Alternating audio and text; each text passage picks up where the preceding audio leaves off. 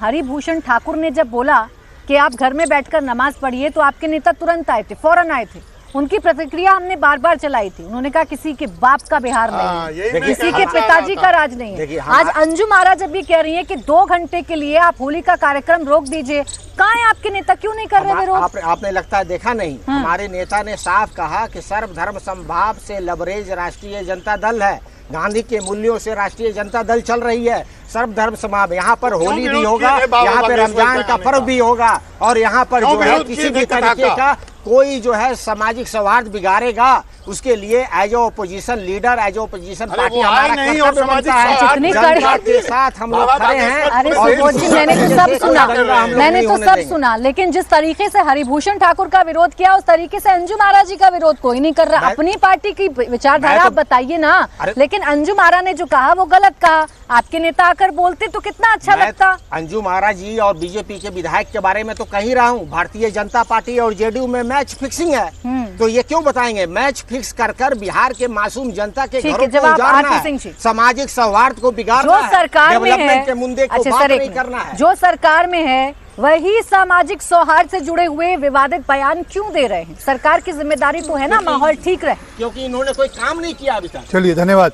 जरा लालू जी का वो बयान सुना दीजिए ना कि कुंभ के बारे में क्या बोला था उन्होंने, क्या क्या शब्दावली यूज की थी कुंभ के बारे में? तब तो सर, अरे सर आप बीच में हाँ बोलो। आप गलत कोट मत कीजिए, आप शब्दों के संदर्भ में जाइए। शब्दों के संदर्भ में ही अब मैं बोलना नहीं चाहता था। उन्होंने बोला कुंभ फालतू है, मतलब कुंभ फालतू है। एक आपके सहयोगी ने बोला कुंभ, अरे एक मिनट दोस्त, आपने बोला टोका क्या आपको? मैंने बीच में नहीं बोल रहा था ना, आप भी नहीं बोलेंगे। हाँ बोले। उन्होंने बोला कुंभ, बयान चलवा दीजिए उनका जी, ये कुंभ फालतू है। और एक भी किसी नेता ने उसका विरोध नहीं किया, इनके जो इनके इंडिया अलायंस के पार्टनर्स हैं। एक ने कहा कि कुंभ नहीं मृत्यु कुंभ है, तब भी किसी ने एक शब्द का अक्षर नहीं बोला सारे के ऊपर। परंतु जो व्यवस्था के ऊपर रुकिए ना प्लीज, रुकिए सुबोध जी, हाँ बोले। परंतु दिक्कत यहाँ इस बात की नहीं है कि होली पर 2 घंटे की छूट मिले, जहाँ वो अपने को बचा कर निकल जाएं, जहाँ 2 घंटे बाद नमाज पढ़ लें, उसमें दिक्कत नहीं है जी।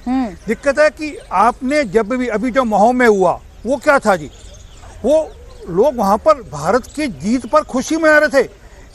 क्रिकेट तो हमारा सबसे ज़्यादा, अगर मैं कहूँ सबसे ज़्यादा सेकुलर रिलीजन है देश का, उसमें तो हिंदू मुसलमान होना नहीं चाहिए, क्योंकि तिरंगा हाथ में पकड़ा हुआ था इसलिए उसके ऊपर ईंट पत्थर चलाओ, ये कहाँ से ठीक होने लगा?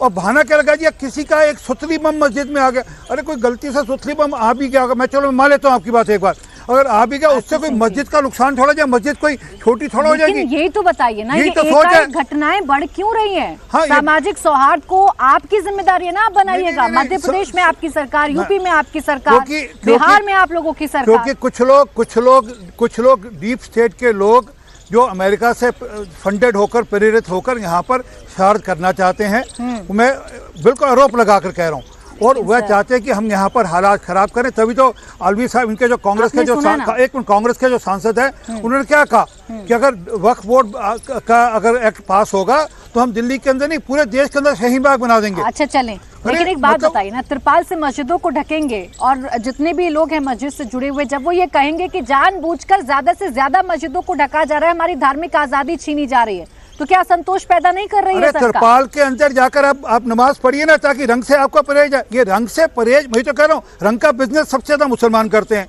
रंगों का बनाने का काम सबसे ज्यादा मुसलमानों के पास है। अच्छा, अभी जब प्रयागराज में काम हो रहा था, वहाँ पर मुसलमान थे ना, वहाँ पर एक कहीं कुछ हुआ झगड़ा, वहाँ पे लगभग 27 लाख मुसलमान रहते हैं, 280 मस्जिद हैं, 60 करोड़ हिंदू वहाँ पर अपनी आस्था के लिए चलते हुए गया। तो फिर क्या कोई हुआ कुछ वहाँ पर? एक किसी ने रेता भी उठाया, किसी ने नेता एक एक करके 52 जुमे क्यों गिन रहे हैं फिर?